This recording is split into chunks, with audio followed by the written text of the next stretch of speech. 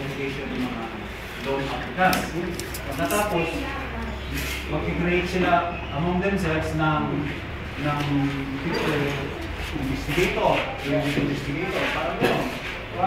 May kakayahan ba talaga itong taong ito na umutang na? Kasi ang purpose na hindi dahil duda sa'yo, kundi to protect the interest of the investment. Number one yun. Another question. How many persons in the middle of the committee? Siyempre, kailangan add number lagi. Hindi pwedeng even number. Siguro, 3 o 5.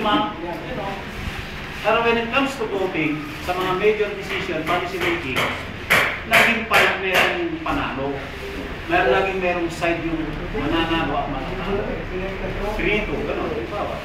So, what do you prefer? 5 member ba? 5? Isang lang talaga dapat na member, isang chairman. Yun. O yun, magandang suggestion yun. Yung bago pa kasi papag-committee ka naman siya, o meron daw question. Madam Rivera, meron question. Meron daw tayong system committee pala.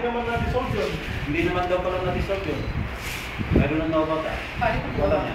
Kasi ito bago ito eh. So